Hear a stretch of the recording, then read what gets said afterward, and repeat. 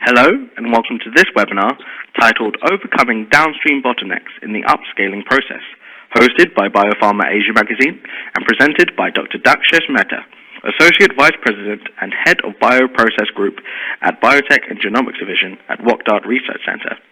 My name is Stephen Edwards and I'll be your moderator. Now, please allow me to introduce our presenter. Dr. Dakshesh Mehta is currently the Associate Vice President and Head of the Bioprocess Group in the Biotech and Genomics Division at the Wockhardt Research Center, Aurangabad. At Wockhardt, he leads a group of process development scientists for development of biosimilar recombinant therapeutic proteins. His responsibilities include DNA construct design for expression, selection of higher producer clones, generation and characterization of cell banks, process development to obtain recombinant proteins with desired quality, technology transfer and scale up to the pilot plant, support to analytical development, manufacturing, quality and regulatory teams. Before joining Wockhardt, Dr. Mehta was working at Urogene Discovery Technologies, Dr. Reddy's subsidiary, Bangalore, as a protein scientist, where he was involved in expression and purification of target proteins for structural and functional studies. Dr. Mehta holds a MSc and PhD degree in biotechnology from IIT Mumbai, with specialization in yeast molecular biology and genetics. He was a postdoctoral fellow at MD Anderson Center, Houston, Texas, and was also a visiting scientist at National Institute of Environmental Health Science, NIH Research Triangle Park, USA. He has several publications to his credit. Dr. Mehta has been invited as a speaker at various national and international forums. I'll now be handing over to our presenter. Welcome, Dakshesh. Thank you, Stephen, for nice introduction. Hello, friends. As the title of the webinar suggests, today I'm going to discuss about two strategies, namely inline buffer preparation, aqueous two-phase separation, or in short ATPS, and precipitation or crystallization, which can be applied to overcome bottlenecks in upscaling of downstream process for biotherapeutic manufacturing. Inline buffer preparation is widely adopted technology in biopharma industry. I will discuss one fair case study of the same. Other two techniques are getting evolved as well, alternative to chromatographic separation, and this of both these technologies, ATPS and crystallization. To add a disclaimer that views presented are my personal opinions, which are not necessarily endorsed by Wockhardt Limited, a company where I work.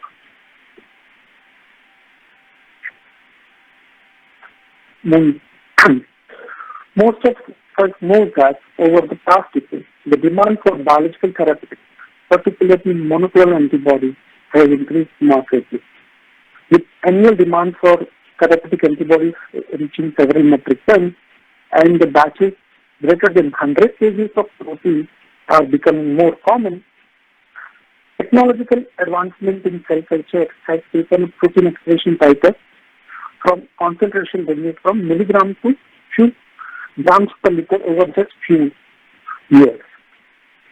In order to meet the higher production demand, biopharmaceutical manufacturing facilities have to increase bioreactor production volumes too.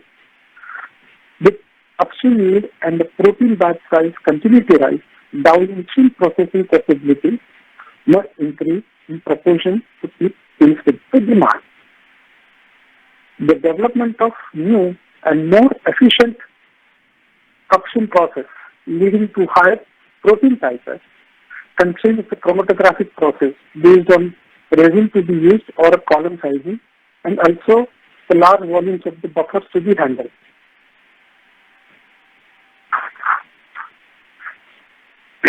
In last few years, a number of development has taken place in chromatography, like new chromatography resin with improved binding capacity have been developed. The increase in binding capacity is only 2 to 3 folds as compared to several folds increase in upstream titer. Another significant improvement is development of membrane interfiber chromatography, which led to improved binding capacity, higher flow rates due to reduction in mass transfer, low pressure drop and buffer usage. Development of continuous downstream processing along with the process integration, automation has also helped to increase the production efficiency and facility utilization to some extent. Another development which is gaining popularity is the use of single-use technology in a downstream process. In the next slide, I have just listed out some of the challenges faced during the scale-up of a downstream purification for biotherapeutics. Like first one, as we discussed, several fold increase in upstream titers in last decade. Second, increased demand means even though upstream titers are increased, one may still have to use high fermentation volume. So, processing of such along with high titers requires large column and thus handling large volume during purification. From cost and operational point of view, it would be always challenging to develop process with less number of unit locations which accomplish high purity and yield. Adaptability to continuous manufacturing and integration of single-use technology also can be challenged during upscaling of a downstream process. As the protein size increase, downstream processing buffer equipment size also must increase. Process solution buffer, preparation and storage time occupies very significant facility footprint. So, my next topic is going to discuss about how we can have a reduction in a facility footprint and how we could handle the large buffer preparation and reduce the storage time, which is the inline buffer preparation. As discussed, most downstream processing steps require specialized buffers to equilibrate conditions, wash, dilute, or concentrate the product of interest. Buffers are used in product isolation and purification steps to facilitate protein capture and polishing. Buffers are also used in the filtration process for the removal of viruses or deep resolution. For cleaning and disinfecting downstream processing equipment such as chromatographic matrices and membrane filtration systems, aqueous solutions are used mainly. So, buffer solutions used in biopharmaceutical manufacturing are generally very dilute and large quantities are required. Therefore, buffer preparation and the storage are significant and a critical operation that must be carefully planned into the production schedule to efficiently use manufacturing capacity. Simply scaling up sizes of buffer preparation and the storage time can significantly impact not only capital expenditure on tanks but also on a footprint of the facility. This has placed facility and instrumentation capacity constraints in biomanufacturing industry and hence became area to focus. Two elegant solutions have emerged to overcome these concerns. One being the inline buffer preparation, inline dilution, and another being the inline buffer preparation. Inline dilution system is a very relatively simple concept where one would mix two concentrated, one would simultaneously mix a concentrated solution and the water or any other dilution inside a processing line to produce a normal strength process ready solution which can be sent directly to processing steps such as chromatography or filtration. One pump is, as seen in the figure, one pump is connected to WFI or diluent or another pump is to the concentrated solution. WFI and concentrate are then pumped into the mixing loop where the concentrate is is diluted to 1x and delivered to the processing step. Another improvement is, the improved version is inline buffer preparation system, where every component of a buffer, such as acid, base, salt, or organic content and WFI, are individually taken from their concentrate tank and mixed in a mixing vessel to prepare buffer with desired strength of pH and conductivity or organic content.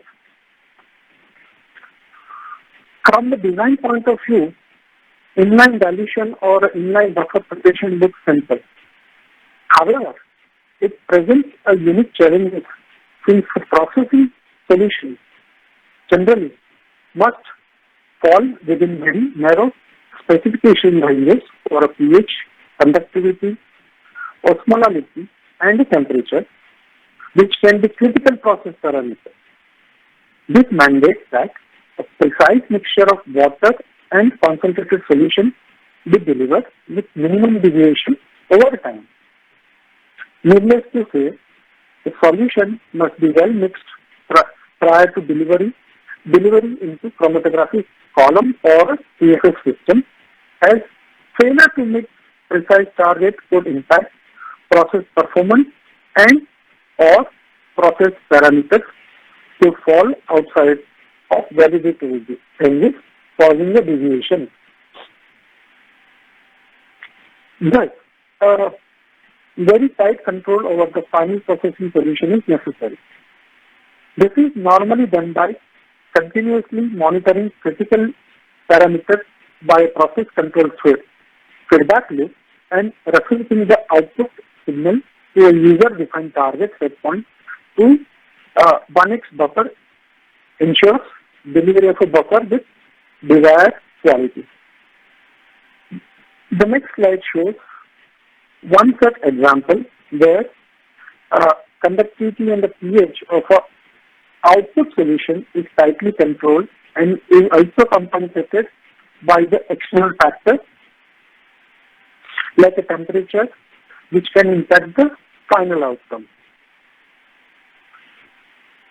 This strategy has been adopted by genetic scientists to implement inline dilution in their new facility, which has been described in great detail,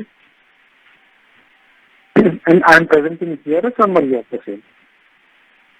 They focus on 4 areas during their testing of the manufacturing system. The first one is the blind accuracy, a critical factor for ensuring output meeting desired precipitation over a long period of time and at different flow rates. Others being impact of a pressure disturbance, as the sudden change in pressure will impact the flow rate of a solution controlled by the pump and the valve in each line, impacting the blind accuracy. As requirement for any chromatographic operation, gradient formation and multi-step sequences were also tested. They found that inline dilution system, when equipped with precise pumps, valves and flow meters, could produce extremely accurate 1x blends at a large scale, including gradients where the concentration is changing linearly over time. And let me just quote what they have concluded from this. As you can see on the slide, what they say is this method has a great potential to reduce the capital expenditure by minimizing the size and the number of preparation and the storage vessels.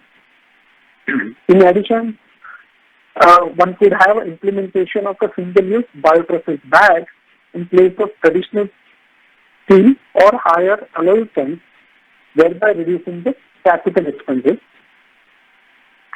And when one uses the disposable, it also eliminates the need for cleaning and cleaning in between runs. So, the disposable bags, furthermore, when the disposable bags are corrosion resistant to fluoride containing buffers. What they also say, and they conclude in their paper, in that case study, is it gave a huge capital saving in implementing the inline dilution buffer at their facility. It reduced the WFI and the PIP chemical requirement for facility. They could also further increase the capacity of their facility by concentrating buffer greater than 10x. Additional benefit could be reaped when one does a renovation, because renovation can be less complicated and the most cost effective. So this strategy of inline dilution and inline buffer preparation can overcome higher volumes required in downstream. Furthermore, it helps in reducing the footprint of buffer preparation and the storage in the facility by minimizing the size and the number of vessels.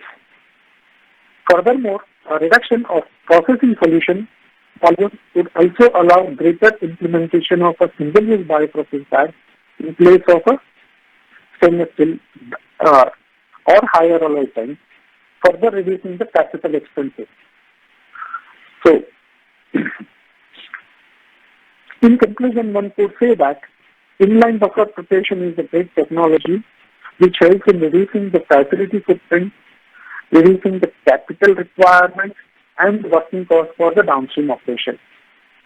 It also allows the integration of a single-use technology in the facility. Moving on to the next topic about a new trend in downstream process development, which is anything but chromatography. There are several new technologies which are being currently utilized or optimized, which can replace the typical solid resin-based column chromatography. I have listed some of them in this slide. The first one being Aqueous Two-Phase System or ATPS, about which I will discuss in detail in my subsequent slides. Second being the magnetic separation. Just earlier this week, a research paper in the journal Biotechnology Progress from a Swedish scientist adapting this technique at a pilot scale is published. I encourage you all to read that also. Third being a membrane-based process where several products are being promoted from various companies and you might be aware of. The last one being the use of precipitation or crystallization in downstream process, about which also I will discuss in the detail. Coming to the first topic, Aqueous Two-Phase System, ATPS, which is a partition-based method which was first described by Swedish biochemist P.A. Albertson. From that point onwards, this fluid extraction procedure has become a powerful bioseparation tool to process a choice of biotechnological materials such as phytochemicals, pigments, and nucleic acids, and now being evaluated for proteins also. So let us see what is this ATPS and how the separation is achieved in the system.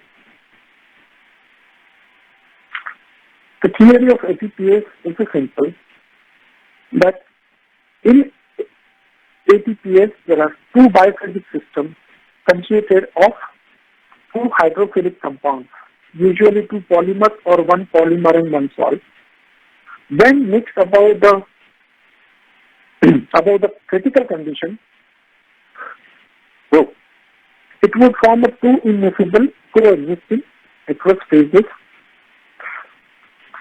which can be separated, and you could have a purified protein. And this partition of a molecule is based upon the differences in the partition coefficient.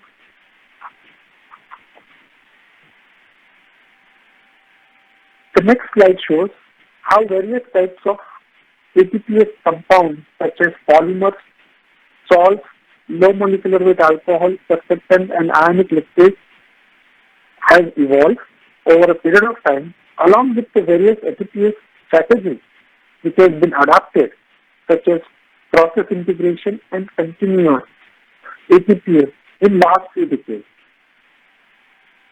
I encourage you to read the, reference which is given to know more.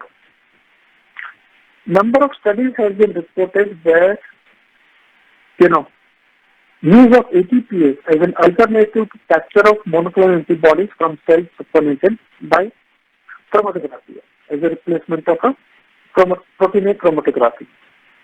One such research article, the data from one such research article is presented here. As one could see here in the top side, at the end of the washing step, one could have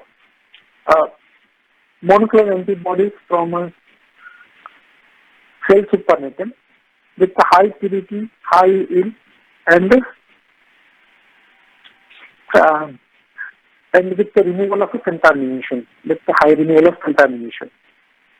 As you can see in the bottom, the GFC of the input and the output, that is only single peak of a monoclonal antibody is seen. The higher molecular weight proteins are being removed from the output by this method.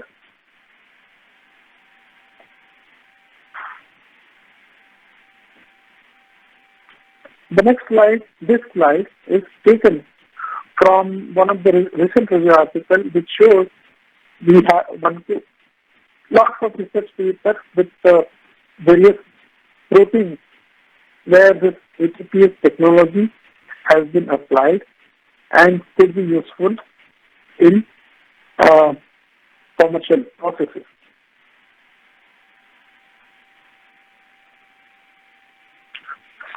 Despite having applicability demonstrated at the manufacturing scale for small biomolecules other than a protein, there seems to be still reluctance from biopharma industry to adapt this alternative column chromatography. One of the major reasons is not having enough understanding of interaction between ATPS compounds. Thus, need to optimize for each product, unlike platform technology for monoclonal antibody capture, which is protein. Other being a lack of predictive model for mechanism governing the phase formation and partition of biological material, making the method development fully empirical. Understanding forces governing partition of a solute in ATPS will allow a better process predictability and optimization.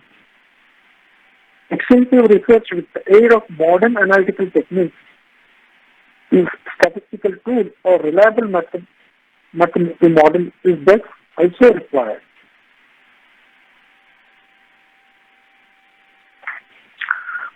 Processing capacity of ATPS is quite high and extraction by ATPS is comparatively faster. Now, moving on to the next slide about precipitation or crystallization, which as we all know, precipitation depends on the solubility of a protein in an aqueous media, which in turn depends upon the distribution of hydrophobic and hydrophilic amino acid residue at the protein surface. Beyond certain protein concentration, homogeneous protein solution forms a new phase corresponding to a precipitate formation, and it starts to appear. So, protein crystallization is a form of precipitation in which the precipitate is formed in an orderly manner. By changing the environmental condition, one expects to exceed the protein solubility limit, leading to the formation of a new solid phase.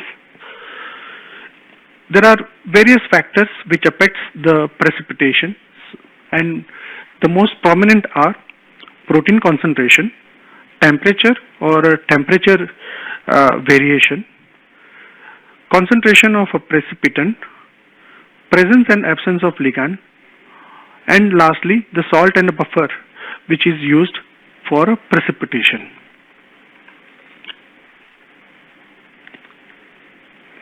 In 1934, it was shown that insulin can be crystallized with the zinc metals, and patent was also obtained for insulin precipitation using citrate buffer with the 2 zinc ions. Since the first insulin crystallization patent at a liter scale, the industry has evolved to thousands of liter tanks used nowadays, which demonstrates the feasibility of integrating precipitation or crystallization in a biopharmaceutical process. Another commercial process where precipitation methodology used is that of fractionation of a blood to obtain albumin and other factors isolated from blood. Currently, precipitation can be performed in a batch, tubular or continuous stirred tank reactors, which gives the flexibility to the pharmaceutical industry regarding the working mode, whether one would like to have a batch or a continuous mode. Few more advantages with the use of precipitation or crystallization are listed here. First one is the low cost associated with this methodology.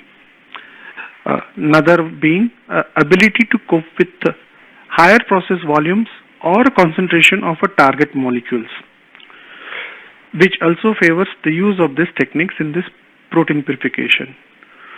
One of the most significant advantages is that it integrates a protein purification, stabilization, and concentration in single unit operation. With this kind of advantages, precipitation or crystallization offers, various laboratories have tried to develop and optimize various precipitation or crystallization techniques, which could replace a protein A capture chromatography in purification of a monoclonal antibody platform. My next slide presents one table which has been adapted from the recent review article where, let me just go back.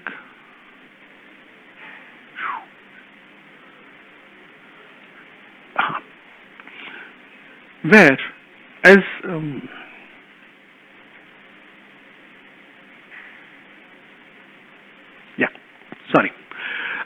So, as we could see in this table, number of scientists, research papers are reported where people have tried different conditions by which one could have a IgG capture from a supernatant or a precipitated from the supernatant, CHO or any other cell line precipitation with a high purity and a higher yield. So it seems that one could replace the capture, of a monoclonal antibody by protein A with precipitation technology. If we compare the protein A capture chromatography with the use of precipitation or a crystallization, as seen in this slide, that it offers a number of advantages which are useful in adapting it for a commercial process for a monoclonal antibody purification, be it ability to handle large volume and or concentration. It is also scalable and very cost effective in all respect.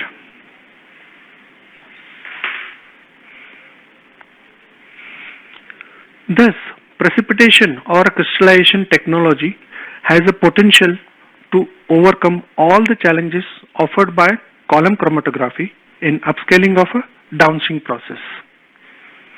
So, in summary of a whole, my presentation is with focus turning towards overcoming bottleneck in downstream processing. Several leads have been worked out or a work is in progress. Adaptation of a continuous manufacturing, disposable technology, and inline buffer preparation is showing way towards reducing the footprint and efficiently utilizing the capacity.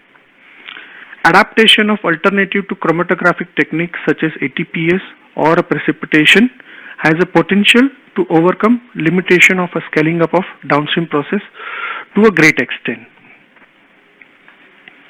I acknowledge help of my colleagues from R&D and manufacturing, especially Mr. Pradeep Pagaria and Mr. Sanjeev Maske for his help. Thank you all for attending, and I would be very happy to answer any questions you might have. Thank you. Thank you, Dakshesh. Now we will begin the questions and answers segment of the webinar, but once again, I would like to remind the audience that you can still send your questions in via the questions tab located directly below your webinar screen. Now, our first question. You mentioned a few technologies in your webinar. Are you using any of these technologies in your organization, Wockhardt? Yeah, Stephen, yes. Wockhardt is one of the first company to manufacture insulin and insulin glargine after respective innovator companies. As mentioned in my talk, precipitation has been intensively used in insulin manufacturing process, and we are also using a similar kind of those. We have also adapted inline buffer preparation about 5 years ago in our manufacturing facility too. I hope that answers your question. Yes, thank you. Our next question is, you had mentioned about replacing protein A chromatography with ATPS, or precipitation for capture of monoclonal antibodies. Do you think one could utilize the same strategy for purification of molecules like etanercept? Good question, Stephen, once again. As you know, etanercept is not a monoclonal antibody, but is a TNF-alpha receptor fused to FC region of IgG. So, can ATPase or precipitation be applied for its purification? During a talk, I had mentioned and I have elaborated that unlike typical monoclonal antibodies purification process, such as protein A chromatography, for alternative technologies such as ATPS or a precipitation, there is no one size fit all or a platform technology available as of now. So it needs to be evaluated in R&D very extensively. So, and then one could adapt it in the process. So the answer can be yes, most likely. It can be taken up, ATPS or a precipitation for a molecule like etanercept too. Well, thank you for that. It looks like we do not have any more questions, so thank you for those questions. Before we finish the webinar, Dakshesh, do you have any closing remarks? Thank you. Thank you for attending this webinar. Yes, this is very exciting phase for a biopharmaceutical industry where a lot of biosimilars are coming up, and the biosimilar industry, if they adapt this advanced technology, they can reduce their cost and be very cost competitive in providing solutions to the patient which are affordable too. Yeah, thank you. Well, thank you. I would like to take this opportunity to thank you, Dakshesh Mehta, for sharing your knowledge with us. I would like to remind our audience that they can view this and other webinars on demand by visiting biopharma-asia.com/on-demand-webinars. And if you are watching this on demand, then please feel free to send your questions over to me at stephen.edwards@biopharma-asia.com. I will get those answers to you. Thank you, everyone. Have a great day.